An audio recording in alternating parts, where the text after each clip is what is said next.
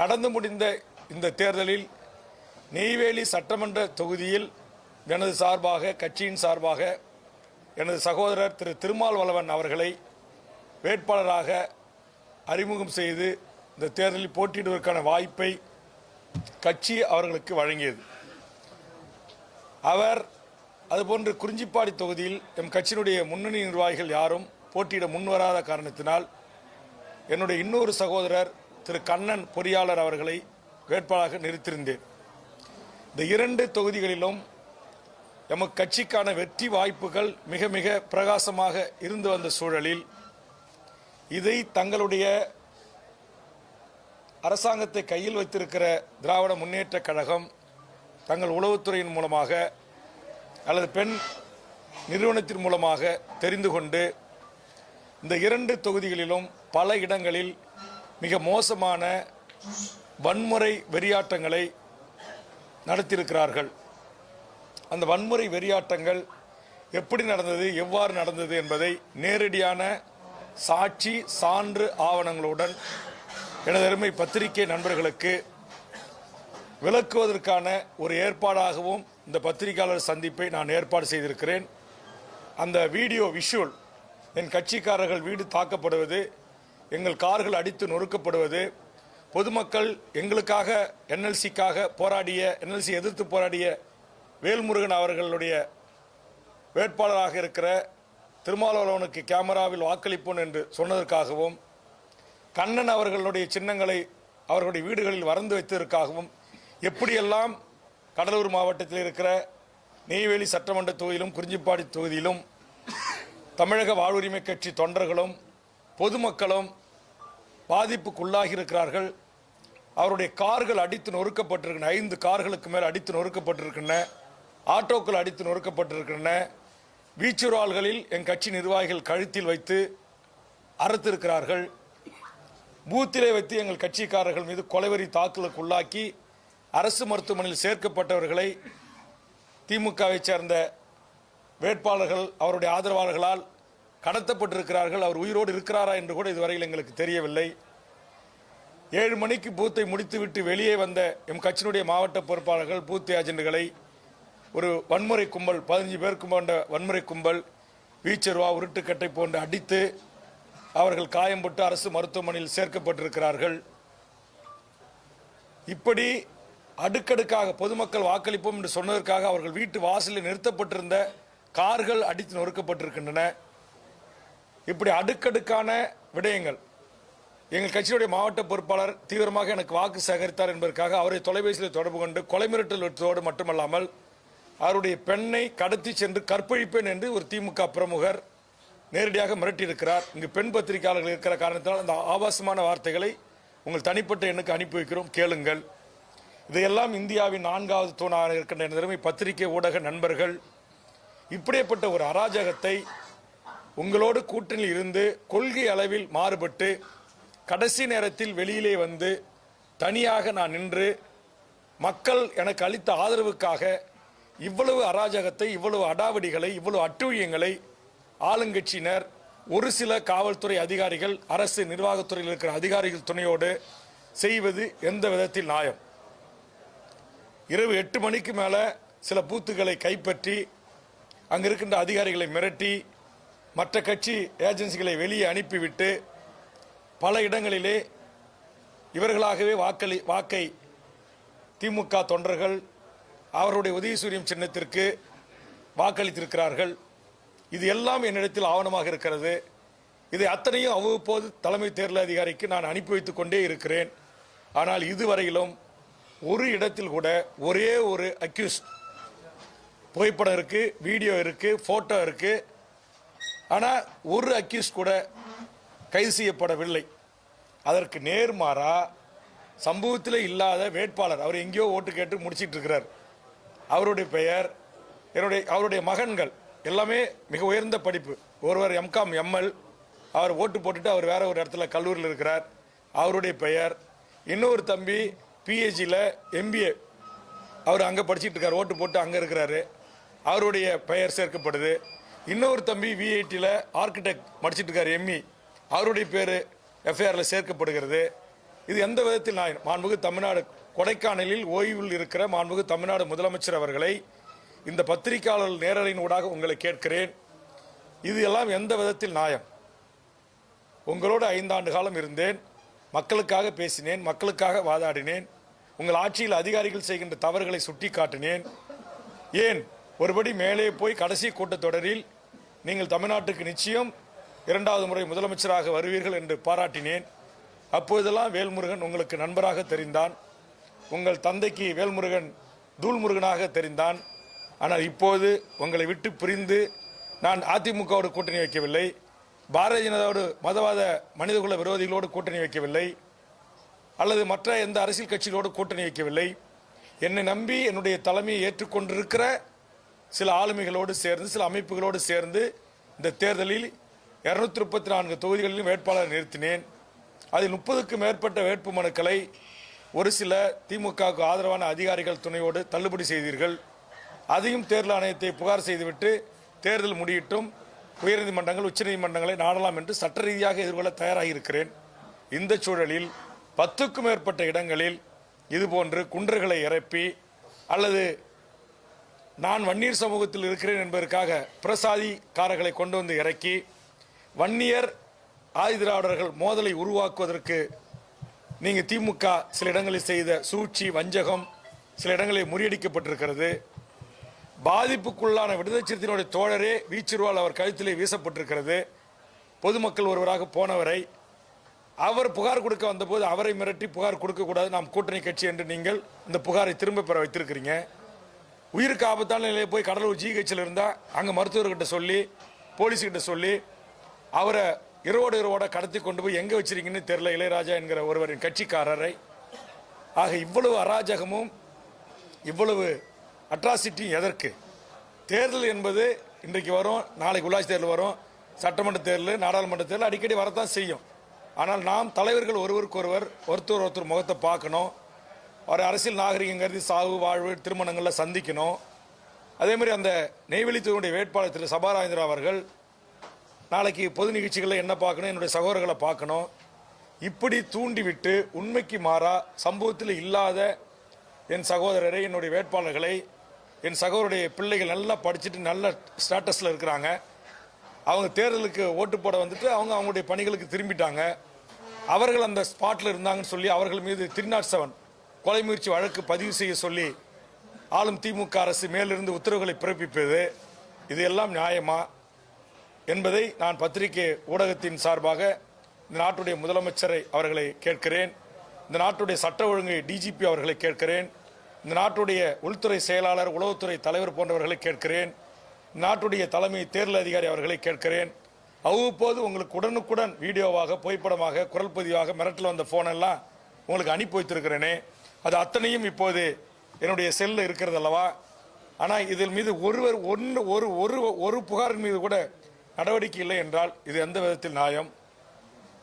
இதற்கு இந்திய தலைமை தேர்தல் ஆணையரும், தமிழ்நாடு தலைமை தேர்தல் ஆணையரும், தமிழ்நாடு காவல்துறையினுடைய பொறுப்பில் இருக்கிற சட்ட ஒழுங்கு டிஜிபி, ஏடிஜிபி, ஐஜி போன்ற, டிஐஜி போன்ற, எஸ்பி போன்ற, உளவுத்துறை டிஜிபி போன்ற, உளவுத்துறை ஐஜி போன்றவர்கள் எனக்கு நீதி வழங்க வேண்டும் என்று இந்த பத்திரிகை ஊடக சந்திப்பினூடாக நான் என் வேண்டுகோளை முன்வைக்கிறேன்.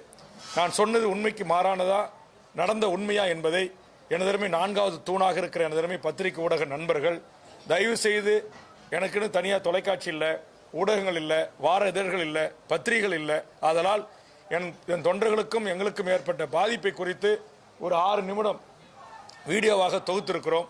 அதை நீங்கள் இப்போது ஒளிபரப்பு செய்கிறோம். அதை நேரடியாக உங்கள் தொலைக்காட்சி பத்திரிகைகளில் வெளியிட்டு நாட்டு மக்களுக்கும் நாட்டுடைய உயர் காவல்துறை அதிகாரிகளுக்கும் அந்த உண்மையை கொஞ்சம் கொண்டு போய் சேருங்க. தயவுசெய்து நீங்கள் அந்த நேரடி ஒளிபரப்பை கட் பண்ணிடாதீங்க. முதலமைச்சரும் டிஜிபியும் காவல்துறை உயர் அதிகாரிகளும் அதை பார்க்கட்டும். அதற்கு பிறகு எனக்கு நீதி கிடைக்கட்டும் என்பதற்காக இந்த ஏற்பாடு. நீங்கள் தான் பத்திரிகை ஊடக நண்பர்கள் இந்த உண்மையை, என்ன அந்த தொகுதியில் நடந்திருக்கிறது, கடலூர் மாவட்டத்தில் என்ன நடந்திருக்கிறது, ஆக இப்படியெல்லாம் நடந்திருக்கிறது, இதன் மீது ஏன் நடவடிக்கை எடுக்கவில்லை என்று டிஜிபியோ, தேர்தல் ஆணையரையோ, முதலமைச்சரையோ, எனதருமை பத்திரிகை ஊடக நண்பர்கள் இந்த ஆதாரத்தை காட்டி நீங்கள் கேள்வி எழுப்பி எனக்கு அதற்குரிய பதிலை பெற்றுத்தர வேண்டும் என்று உங்கள் அனைவரையும் அன்புரிமையோடு வேண்டி கேட்டுக்கொள்கிறேன். இது பார்த்த பிறகு நீங்க உங்களுக்கு ஏதாச்சும் கேள்விகள் இருந்தா, அதுல ஏதாவது டவுட்ஸ் இருந்தா அதற்கு நான் உங்களுக்கு விளக்கம் அளிக்க கடமைப்பட்டிருக்கிறேன்.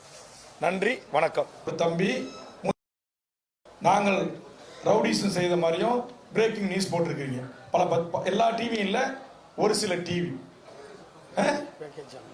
பேக்கேஜ், எந்தெந்த தொலைக்காட்சியெல்லாம் பேக்கேஜ் வாங்கிச்சோ அந்தந்த தொலைக்காட்சி ஒருத்தருக்கு சில்லி மூக்கு தள்ளு முள்ளில் ஒரு கையில் இருக்கிற கீச்சன் காரை குறுக்க போட்டு மறிக்கிறான். எங்க ஏஜென்சி வீட்டுக்கு போறவங்கள அப்பா கார் சாவி வாங்கறதுக்கு முயற்சி பண்றாங்க. அந்த கார் சாவி மூக்கில் சில்லி மூக்கில் பட்டுடுது. அந்த படம் என்கிட்ட இருக்கு, அதை காட்டுறேன் பாருங்க. அந்த சில்லி மூக்கு உடஞ்சதுக்கு வீச்சரோல வெட்டினதா 307. இதான் தர்மமா? இதான் காவல்துறை நீதி நேர்மையுமா நடந்துக்கிறதா? சொல்லுங்க. அந்த சில்லி மூக்கு உடஞ்ச படம் எந்த தொலைக்காட்சி பேக்கேஜ் வாங்கிச்சோ அதே தொலைக்காட்சி எந்த தொலைக்காட்சி எங்கெங்க வெட்டு போட்டிருக்கு, எத்தனை தையல் போட்டிருக்குன்னு யாருமே திருப்பி கேட்கல. பத்திரிகை தர்மம் எங்க இருக்கு? ஊடக தர்மம் எங்க இருக்கு? சொல்லுங்க.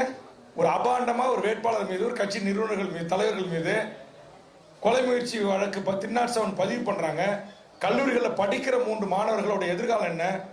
ஒரு தம்பி அவன் எம்எல் முடிச்சுட்டு பிஏபிஎல் முடிச்சுட்டு இப்போ வந்து டிஸ்ட்ரிக்ட் ஜட்ஜிக்கு அவன் தயாரிச்சுட்டு இருக்கான். அப்போ அவனுடைய மனநிலை எப்படி இருக்கும்? செய்யாத ஒரு குற்றத்திற்கு அவர் வேட்பாளருடைய மகன்களா பிறந்ததை தவிர அவர்கள் என்ன தவறு செஞ்சாங்க? இங்க இந்த நாட்டில் எங்க காக்கி சட்டை போட்டவங்க கிட்ட, உளவுத்துறை கிட்ட எங்க கண்ணியம் இருக்கு? எல்லாத்தையும் தொகுத்து நான் வந்து தேர்தல் ஆணையர், டிஜிபி, காவல்துறை ஆணையர் எல்லாருக்கும் கொடுத்த எல்லா காப்பி நகலுங்க வச்சிருக்கிறேன். காவல்துறை தலைவர் டிஜிபி ஆபீஸ் காப்பி, காவல்துறை அந்த நார்த் ஜோனுடைய ஐஜி ஒன்னொன்னு காப்பி எடுத்து காட்டுங்க, ஒன்னொன்னா எடுங்க. எல்லாருக்கும் அனுப்பியிருக்கோம். இதுவரைக்கும் ஒரு நடவடிக்கை இல்லை. நானே சென்னைக்கு வந்து நானே தேர்தல் ஆணையரை பார்த்து நானே முறையிட்டு, தேர்தல் ஆணையர் நானே தொலைபேசியில் தொடர்பு கொண்டு பேசி, இந்த நாட்டுடைய டிஜிபிக்கு தொடர்பு கொண்டு நானே பேசி, ஹோம் செக்ரட்டரிக்கு நானே தொடர்பு கொண்டு அவர்கிட்ட பேசி,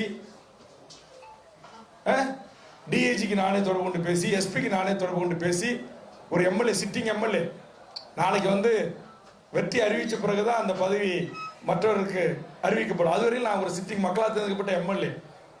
குற்றவாளிகளுக்கு போலீஸ் பாதுகாப்பு, ஆனா குற்றவாளிகளுக்கு வீட்டுக்கு எல்லாருக்கும் ஆயுதம் தாங்கிய போலீஸ் பாதுகாப்பு. எங்களுக்கு இந்த மாதிரி ரவுடிசம் பண்ணுவாங்க, நாங்க ஜெயிக்க போறோம், எங்களுக்கு பாதுகாப்பு கொடுங்கன்னு எங்க வேட்பாளருக்கு கேட்டா ஒரு ஏட்டையாவை அனுப்புறாங்க. அவர்கிட்ட பிஎஸ்ஓக்கான ஒரு ரிவால்வரும் கிடையாது, ஒரு ஸ்டேஷன்ல இருக்கிற துப்பாக்கியும் இல்லை. எப்படி? ஆனா இந்த ரவுடி, இந்த மாதிரி ரவுடிசம் பண்றவங்களுக்கு ஆயுதம் தாங்கிய போலீஸ் பாதுகாப்பு. காவல்துறை, உளவுத்துறையில் இருக்கிற நேர்மையான அதிகாரிகளே எங்க போனீங்க நீங்களா?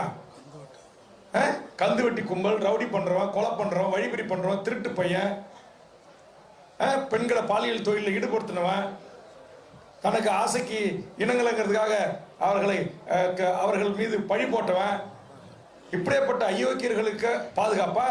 இப்படிப்பட்ட அயோக்கியர்கள் மீது நடவடிக்கை எடுக்க மாட்டீங்களா? இந்த நாட்டில் நான் பழகிய நேர்மையான காவல்துறை தலைவர்கள் இருக்கிறீங்களா? டிஜிபி இருக்கிறீங்க, ஏடிஜிபி இருக்கிறீங்க, உளவுத்துறை தலைவர்கள் இருக்கிறீங்களே. இத்தனை புகார்களை கொடுத்துட்டு இத்தனை முறை கோட்டைக்கும் டிஜிபி ஆபீஸுக்கு நடையா நடக்கிற வேல்முருகன் ஏன் ஒருவர் கூட கைது செய்யப்படல? அப்போ உங்க கூட்டணியில் இருந்தா ஒரு மாதிரியான நடவடிக்கை, கூட்டணி விட்டு வெளியேறினா இதான் சட்ட ஒழுங்கை காப்பாற்ற லட்சணமா? சொல்லுங்க. இதற்கு எல்லாவற்றுக்கும் ஆவணம் இருக்கிறது. எனவே பத்திரிகை ஊடக நண்பர்களை உங்ககிட்டயே ஆவணத்தை சாட்சியப்படுத்தியிருக்கிறேன். அதனால இது அனைத்தையும் நாட்டில் இன்னமும் நீதி நேர்மையா வழங்கக்கூடிய நீதிமன்றங்கள் இருக்கிறது, பத்திரிகை ஊடக நண்பர்கள் இருக்கிறார்கள். இவர்கள் துணையோடு, நீதிமன்றத்தின் துணையோடு இத்தனை பொய் வழக்குகளையும் எதிர்கொண்டு என் கட்சி தொண்டர்களுக்கும் என்னை ஆதரித்தவர்களுக்கும் ஏற்பட்ட இந்த அநீதிக்கு எதிராக நீதி கோரலை மிக விரைவில் நாங்கள் மேற்கொள்வோம். தேவைப்பட்டால் விரைவில் தமிழகம் தழுவிய தமிழ்நாடு காவல்துறை இயக்குனர் டிஜிபி அலுவலகத்தை முற்றுகையிடுகின்ற மிகப்பெரிய போராட்டங்களை தமிழக வாழ்வுரிமை கட்சி முன்னெடுக்கும். எங்களுக்கு நீதி கிடைக்கல, இதுல குற்றவாளிகள் தண்டிக்கப்படணும், அப்பாவிகள் அனைவரும் மேல் போடப்பட்ட எஃப்ஐஆர் ரத்து செய்யப்படணும். உண்மையான ஆதாரத்துடன் நாங்கள் கொடுத்த இந்த சாட்சிகள் அடிப்படையில் அவர்கள் கைது செய்யப்பட்டு சட்டத்தின் முன் நிறுத்தணும். அப்பாவி கல்லூரி மாணவர்கள், அப்பாவி என் கட்சியினுடைய ஆதரவாளர்கள், ஒருத்தர் என் கட்சி சின்ன வரதுக்காக தாக்கப்பட்டிருக்கிறார். அவர் கையில இந்த 3 வர்ண கயிறு கட்டியிருந்தாருன்னு அவரை போட்டு அடிச்சு ஹாஸ்பிட்டல் இருக்கிறாரு. இதெல்லாம் எந்த விதத்து நியாயம் சொல்லுங்க? ஒருத்தர் நடுவர்பட்டு லிமிட்ல எங்க வேட்பாளரை வீட்டுக்கு கூப்பிட்டு ஆராய்ச்சி எடுத்தாங்களாம். அந்த ஆராய்ச்சி எடுத்து ஒரு குற்றமா? நீ எப்படா வேட்பாளருக்கு ஆராய்ச்சி எடுக்கலாம் எங்க அமைச்சரை எதிர்த்து அப்படின்னு சொல்லி அவர் வீட்டு உள்ள பூந்து அடிச்சு நொறுக்கி அவர் காரை அடிச்சு உடைச்சு நொறுக்குறாங்க. கருங்குழி பகுதியில் எங்க சின்ன வரைஞ்சது தப்பா? அந்த சின்னத்தை பூரா அழிச்சிட்டு அத்தனை குடும்பத்துக்கும் கொலை மிரட்ட. அதே மாதிரி அந்த வடலூர் காவல் நிலையத்தில் புகார் கொடுத்தோம், இதுவரைக்கும் நடவடிக்கை இல்லை. அதே மாதிரி புதுச்சத்திரம் காவல் நிலையத்தில் புகார் கொடுத்தோம். ஆணையம்பேட்டன்ல ஒரு பகுதியில் ஒரு 10 பேர் குண்டர்கள் போய் என் கட்சி அஜித் என் கட்சியுடைய பிரமுகர் ஒருவர் அவர் வீட்டில் ரவுடிசம் வச்சு மிரட்டி கொண்டு போட்டுருவோம், வெட்டி போட்டுருவோம், சின்னத்தை அழிங்கன்னு அழிச்சிருக்காங்க. புகைப்படத்தோட இப்போ இருக்கு. அது அதிக நேரம் ஆகுன்றதால உங்கள்கிட்ட காட்டல, என்கிட்ட போட்டோஸ் இருக்கு. அந்த போட்டோ மட்டும் உங்கள்கிட்ட ஒரு கிளாப் காட்டுறேன். அப்ப இதெல்லாம் எந்த விதத்தில் நியாயம் சொல்லுங்க? அத்தனையும் நான் உயர் அதிகாரிகளுக்கு அனுப்பிச்சிருக்கிறேன், அத்தனையும் நான் அனுப்பிச்சிருக்கிறேன். ஒன்னு கூட உண்மைக்கு மாறான புகாரே அல்ல. இது படிங்க.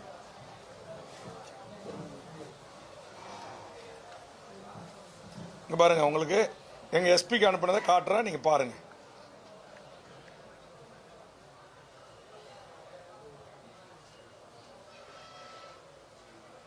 எல்லா உயர் அதிகாரிக்கும் அனுப்பிச்சிருக்கிறேன், எல்லா உயர் அதிகாரிக்கும் அனுப்பிச்சிருக்கிறேன்.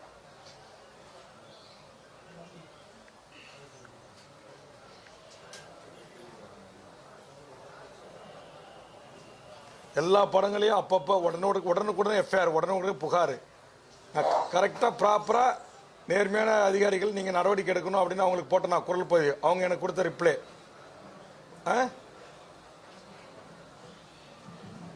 பாருங்க, தேர்தல் இந்த அறிவிப்பிலிருந்து அவங்க பண்ணுற அட்ராசிட்டி எல்லாமே ஆவணப்படுத்திருக்கேன், எல்லாமே புகார் கொடுத்துருக்குறேன். எல்லா புகாருங்க பாருங்க, எல்லாம் அடிச்சு வெட்டுறது, குத்துறது, உடைக்கிறது, இதே வேலை.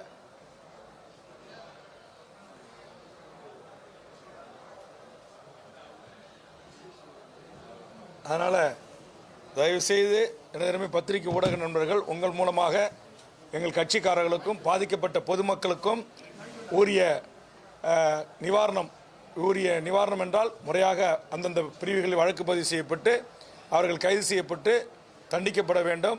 அப்பாவியின் கட்சிக்காரர்கள் கவுண்டர் பெட்டிஷன் சொல்வார்கள், ஆளுங்கட்சி அதிகாரம் இருக்கிறது, காவல்துறை கையில் இருக்கிறதுக்காக நடக்காத ஒரு சம்பவத்தை புனைந்து உண்மைக்கு மாறா நடந்ததா பொய் புகார் அவங்களால எழுதி கொடுக்கப்பட்டு அதில் அப்படியே எஃப்ஐஆர் போட்டுட்டு அதுக்கு காவல்துறை என்கிட்ட விளக்கம் சொல்றாங்க.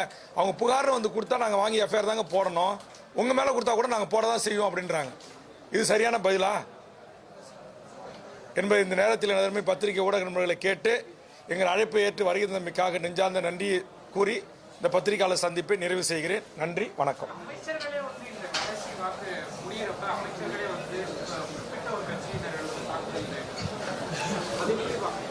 அதான் அமைச்சராக இருந்தாலும் சரிதான், சாதாரண இந்திய நாட்டு குடிமகனாக இருந்தாலும் சரிதான், யாராக இருந்தாலும் இது போன்ற அராஜகங்களில் ஈடுபடுவது, சாட்சியங்கள், இது மாதிரி புகைப்படங்கள், ஆடியோ, உங்கள் பெண் இருக்காங்க காட்டல, நீங்கள் ஆண் பத்திரிகையாளர்கிட்ட காட்டுறேன், ஒரு திமுக பிரமுகர் என் கட்சியினுடைய ஒரு மாவட்ட செயலாளர், மாவட்ட பொறுப்பாளரை ஃபோனில் எப்படி மிரட்டுறான் பாருங்க, உன்னை அறுத்து போட்டுரும் அப்படின்றான்.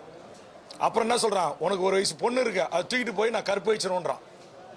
ஆடியோ வாங்கி தேர்தல் ஆணையருக்கு அனுப்பிச்சிட்டேன், டிஜிபி அனுப்பிச்சிட்டேன், ஐஜிக்கு அனுப்பிச்சிட்டேன். இது வரைக்கும் அந்த பேசணுனுக்கு அவனுக்கு ஆயுதம் தேங்க பாதுகாப்போட இருக்கான். அவன் கேட்டா அவருக்கு சபாவுக்கு அவர் ரைட் ஆண்டான், அந்த நெய்வேலி திமுக எம்எல்ஏவுக்கு. அதுக்கு நான் அதை வந்து ஒரு கர்ப்பிணி பெண்ணு அனிஷா பாத்திமா அவர்களை கொலைவெறி தாக்கல் செய்த அந்த திமுக கும்பலை உடனடியாக அத்தனை பேரையும் கைது செய்து கொலை முயற்சி வழக்கு பதிவு செய்து அவர்களை சிறையில் அடைக்கணும் அப்படின்னு சீமான அறிக்கை விடுவதற்கு முன்பாக முதல் அறிக்கை நான் தான் விட்டுருக்கிறேன். இது வரைக்கும் என்ன நடவடிக்கை என்பது எனக்கு தெரியல, ஒரு நடவடிக்கை இல்லை அப்படின்னு தான் எனக்கு தகவல் கிடைச்சிருக்கு. இதனால நாம் தமிழர் கட்சிக்காரங்க இன்னைக்கு தமிழ்நாடு முழுவதும் போராட்டங்களை நடத்தி கொண்டிருக்கிறார்கள். சம்பந்தப்பட்ட காவல் நிலையம் முற்றுகையிடப்பட்டு போராட்டம் தற்போது நடந்து கொண்டிருக்கிறது. ஆக எங்க போனாங்க நேர்மையான காவல்துறை ஐஏஎஸ் ஐபிஎஸ் அதிகாரிகளா? ஓகே, வாக்கு சதவீதம் மக்கள் விழிப்புணர்வு அடைந்து வாக்களிச்சிருக்காங்க, அது வரவேற்கக்கூடிய ஒண்ணுதான். ஆனா தேர்தல் வாக்குகளை எண்ணி யாருக்கு எவ்வளவு வாக்கு கிடைச்சிருக்கு, எத்தனை தொகுதியில் யார் யார் எந்தெந்த கட்சி வெற்றி பெறாங்க என்பது இப்போது யாராலையும் கணித்து கூற முடியாத ஒரு சூழல் இருப்பதாகத்தான் நான் கருதுகிறேன். அதனால் கண்டிப்பாக 4ஆம் தேதி இரவுக்குள் உங்களுக்கு எல்லாம் தெரிஞ்சிடும். அதனால எனக்கு யார் ஆட்சி வர்றதை பத்தி நாங்கள் வந்து ஆட்சிக்கு ஆர்வமெல்லாம் வந்துட்டு போட்டோம். மக்கள் எஜமானர்கள், மக்கள் வாக்களித்து அவங்க மக்கள் பெரும்பான்மை மக்கள் வாக்களித்து பெரும்பான்மை மெஜாரிட்டி கிடைக்கக்கூடியவர்கள் ஆட்சியில் அமர போறாங்க. நான் சொல்றது இப்போது தேர்தல் ஆணையத்துக்கிட்ட இந்த அதிகாரம் இருக்கு. ஏன் இந்த அதிகாரத்தை பயன்படுத்தி தமிழ்நாடு தேர்தல் ஆணையம், இந்திய தேர்தல் ஆணையம் இத்தனை புகார்கள் நான் கொடுத்திருந்தோம், ஏன் நடவடிக்கை எடுக்கல? அப்ப தேர்தல் ஆணையமே யார் கட்டுப்பாட்டில் இருக்கு அப்படின்ற ஒரு கேள்வி இருக்குல்ல. அப்ப தேர்தல் ஆணையம் ஏற்கனவே திமுக ஆதரவா இருப்பாங்க, சில டிஜிபி, சில ஏடிஜிபி, ஐஜி அப்படின்னு சொல்லி மாத்தினீங்க. அப்ப இப்ப இருக்கிறவங்களும் யாருக்கு ஆதரவா இருக்கிறாங்க? ஏன் இது மாதிரி நடவடிக்கை இல்லை அப்படின்னு ஒரு கேள்வி வருது இல்ல. அதனாலதான் நான் கேட்கிறேன். நான் நியாயமான, கண்ணியமான, நேர்மையான நிறைய அதிகாரிகள் இருக்கிறாங்க. அவர்கள் ஏன் இதை பார்த்து நான் இவ்வளவு ஆதாரப்பூர்வமான புகார் அளித்தோம், இதன் மீது ஏன் நடவடிக்கை எடுக்காம இருக்கிறாங்க என்பது என்னுடைய கேள்வி. அவர்கள் மீது யார் மீது நான் கலங்க கற்பத்தில் அவங்களை யாரையும் நான் குறை சொல்ல. நீங்க தானே நேர்மையானவர்கள், நீங்கள் லஞ்சம் வாங்காத நேர்மையான அதிகாரிகள், பேரெடுத்த அதிகாரிகள் இந்த ஆட்சியில் இப்போ இருக்கீங்கல்ல. அதனால நீங்க ஏன் இதன் மீது நடவடிக்கை எடுக்கல? இப்போ உதாரணத்துக்கு நம்முடைய தலைமை தேர்தல் ஆணையர் வந்து நேர்மையான ஒரு பெண் அதிகாரி, ஒரு அடிஷனல் சீஃப் செக்ரட்டரி கேடுறவங்க. இன்னைக்கு அவங்ககிட்ட தான் ஒட்டுமொத்த போலீஸ், ஒட்டுமொத்த நிர்வாக தலைமை இன்னைக்கு அவங்க தான். அவங்ககிட்ட நான் தொலைபேசியில் பேசியிருக்கேன், நேரடியாக கொடுத்துருக்கிறேன். ஆனால் அவர்கள் இங்கிருந்து நடவடிக்கை எடுக்க சொல்லி கோப்புகளை அனுப்புறாங்க. ஆனால் இருக்கிற அதிகாரிகள் யாரும் எடுக்க மாட்டேன்றாங்க அப்படின்றது தான் என்னுடைய வருத்தம். அது வந்து நம்ம வாக்கு எண்ணென பிறகுதான் தெரிய வரும். அதுக்கு முன்பாக கணிக்கிற அளவில் இந்த தேர்தல் இல்லை என்பதுதான் என்னுடைய பார்வை. ஓகே, நன்றி. அது வாக்குப்பட்டி எண்ணும் போது தெரியும். நன்றி, நன்றி.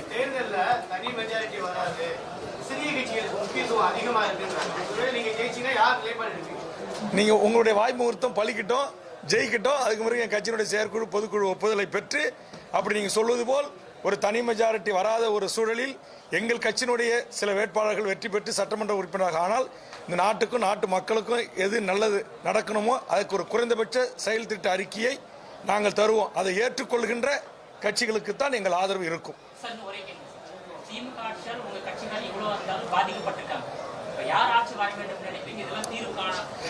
அதெல்லாம் உங்களுக்கு நான் சொல்றேன். ஃபர்ஸ்ட் நாங்கள் ஜெயிக்கிட்டோம், ஜெயிச்சு என்கிட்ட எம்எல்ஏ வரட்டும், அப்ப யார் வரணும் யார் வரக்கூடாது என்பதை இதே மாதிரி பத்திரிகையாளர்களை அழைத்து நான் சொல்றேன். ஓகே, நன்றி. அதான் என்ன சொல்லி, அதுக்கு ஏற்கனவே பதில் சொல்லிட்டேன். சிஏஜி அறிக்கை இருக்கு, அந்த அறிக்கையின் அடிப்படையில் என்னுடைய அடுத்தடுத்த போராட்டங்கள் முன்னெடுப்பு இருக்கு. ரெண்டு பேரும் சமாதானம் ஆகணும்னு நான் மனசார விரும்புறேன்னு சொன்னேன். அப்பா மகன் இருவரும் சமாதானம் ஆக வேண்டும். அப்போதுதான் நமக்கு கேட்ட சமூக நீதி, ஜாதிவாரி கணக்கெடுப்பு நடத்தி எல்லா தமிழ் சமூகங்களுக்கும் அவரவர்களின் எண்ணிக்கைக்கு ஏற்றவாறு நமக்கு வேலைவாய்ப்பு, கல்வி உரிமை கிடைக்கும். அதனால சமூக நீதி தளத்தில் உருவான அந்த கட்சி இரண்டாக பிரிந்து கிடப்பது அந்த கட்சியுடைய தொண்டர்களுக்கு நல்லதில்லை, அந்த சமூக நீதி வேண்டி நிற்கிற தமிழக மக்களுக்கும் நல்லதில்லை அப்படின்ற அடிப்படையில் நான் சொன்னேன். இல்லை, யாருடைய ஆதரவும் எங்களுக்கு இல்லை. நாங்கள் தனித்து தான் இன்னும் எங்களை ஆதரித்த கூட்டணி கட்சிகள் பகிரங்கமாக எங்களை ஆதரித்து எங்களோட கூட்டணி சேர்ந்த கட்சிகள், அந்த தொண்டர்கள் ஆதரவு தான். அந்த கட்சிகள் கூட வடதமிழ்நாட்டில் பெருசாக யாரும் இல்லை. குறிப்பாக கடலூர் மாவட்டத்தில் அப்படி எந்த கட்சிக்கும் அங்கே ஆதரவும் இல்லை, பெரிய வாக்குகளும் அதிகமாக இல்லை. அதெல்லாம் தென் தமிழ்நாடு கொங்கு மண்டலத்தை உள்ளடக்கிய அந்த கூட்டணி கட்சிகள். அதனால நாங்கள் தமிழக வாழ்வுரிமை கட்சி மட்டும்தான் தனியாக இந்த தேர்தலை சந்திச்சது. எங்கள் கட்சிக்கு கிடைக்கிற ஓட்டாக தான் அது இந்த கடலூர் நான் சொன்ன இந்த தொகுதிகளில் எங்களுக்கு கிடைக்கிற ஓட்டாக அது இருக்கும்.